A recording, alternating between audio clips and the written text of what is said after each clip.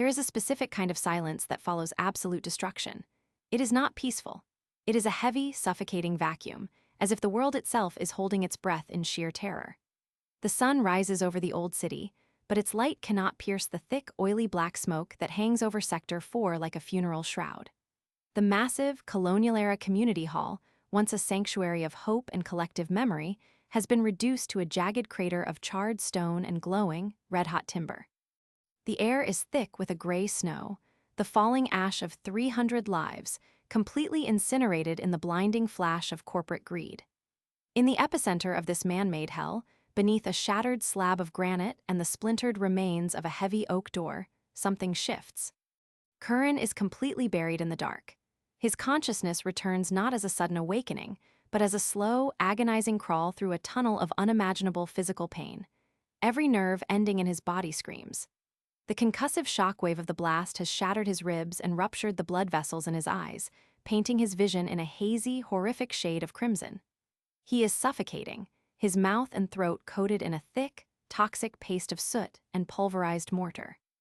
But stronger than the physical agony is the fractured, disjointed memory of the night before.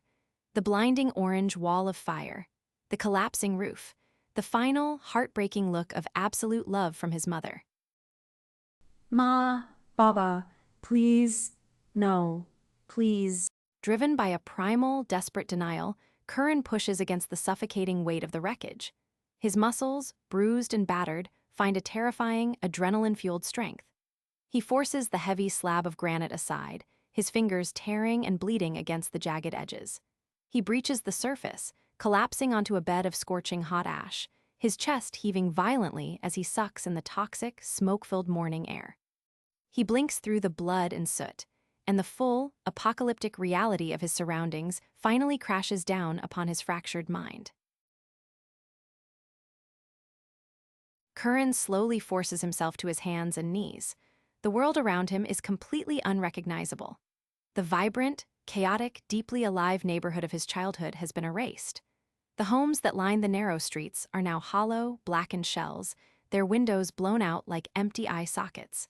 There are no bodies to be seen, only calcified, unrecognizable shapes buried beneath the still-burning debris. The blast was so intense, so concentrated by the heavy stone walls of the hall, that it acted as a giant furnace. Kiran drags his shattered body forward, crawling over the searing hot coals, oblivious to the blisters forming on his palms and knees. He digs like a madman. He tears at the burning wood, his skin sizzling against the hot iron reinforcements, desperately searching for any sign of his parents. But there is nothing.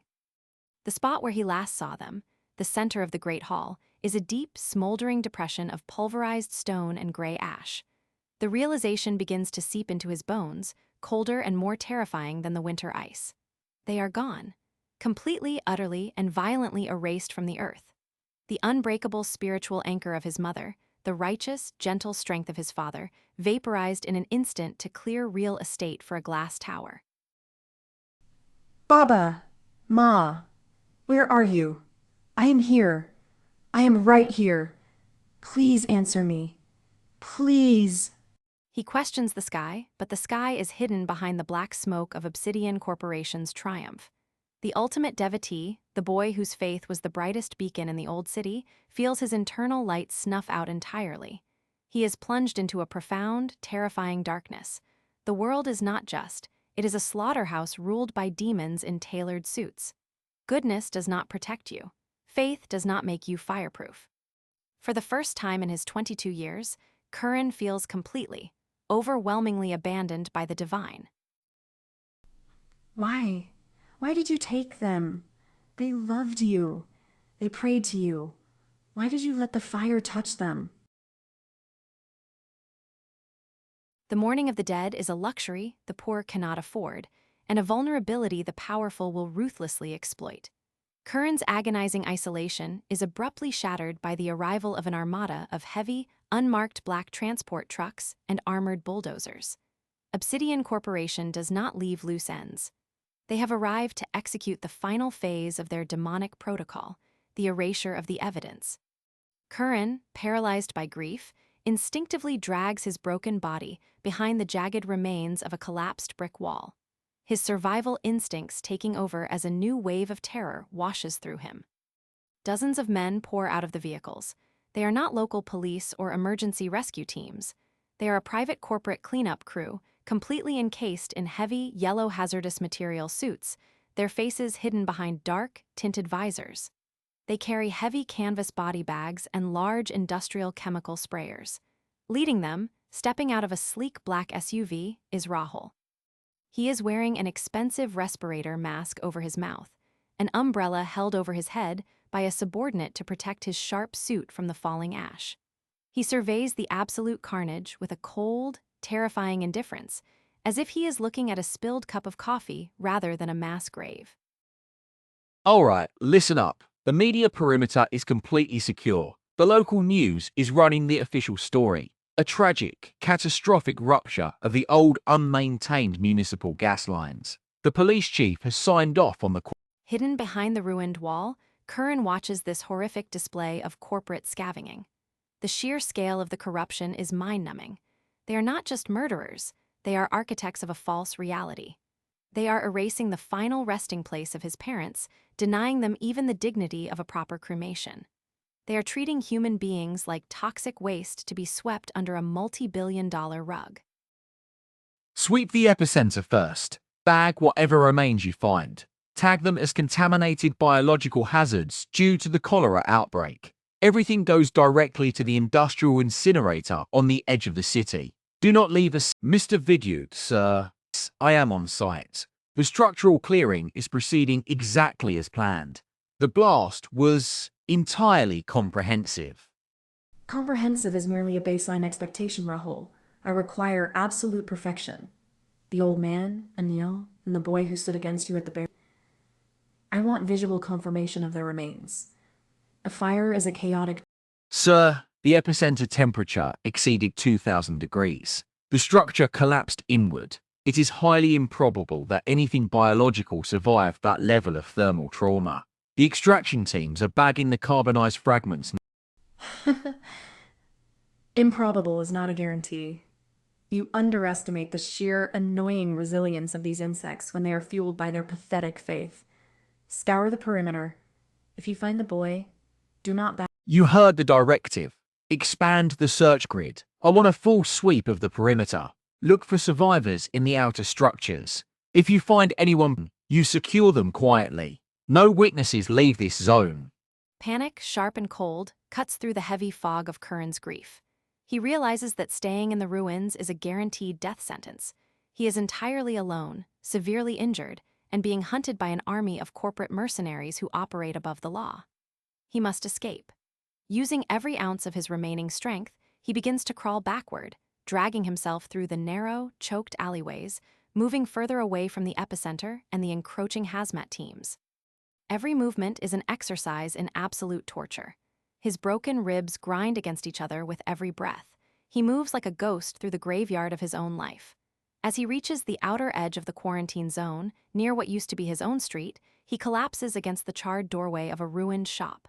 He is entirely spent. His body is shutting down. As his vision begins to darken, his hand brushes against something in the thick, gray ash beside him. Something that is not stone and not wood. Kiran's trembling, soot-stained fingers close around a small, heavy object.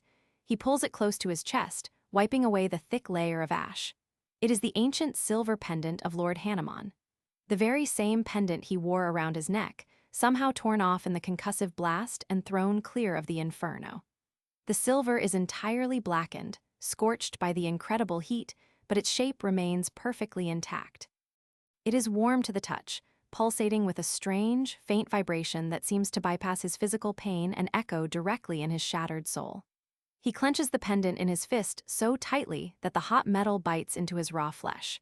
The anger that rises in him now is not the hot, explosive rage of the previous day. It is something entirely different. It is a cold, dark, terrifying void, a complete detachment from the world he knew. The boy who woke up every morning chanting hymns with a heart full of absolute trust is dead, buried under the rubble of the community hall.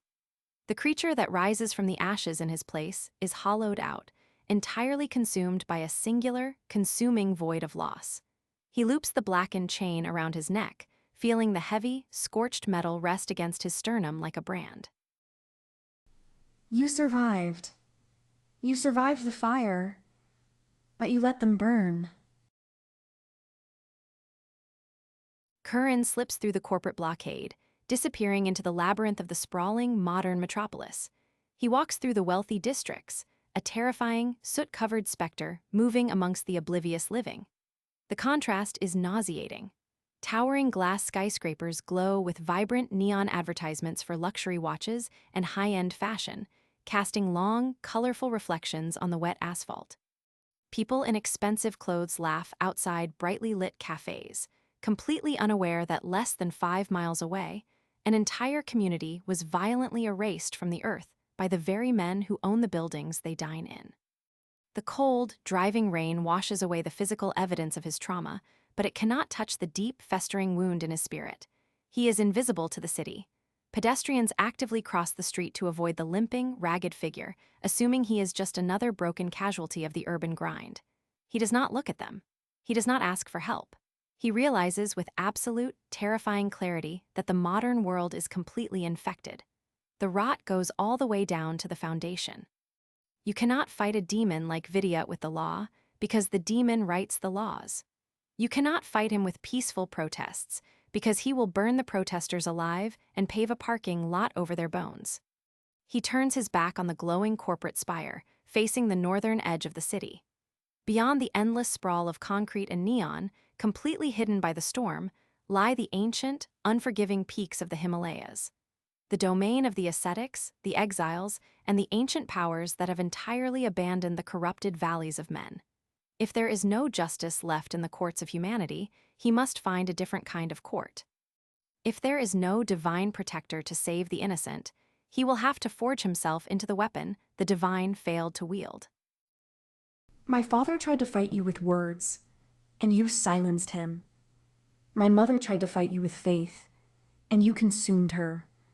The city will not punish you. The gods will not strike you down.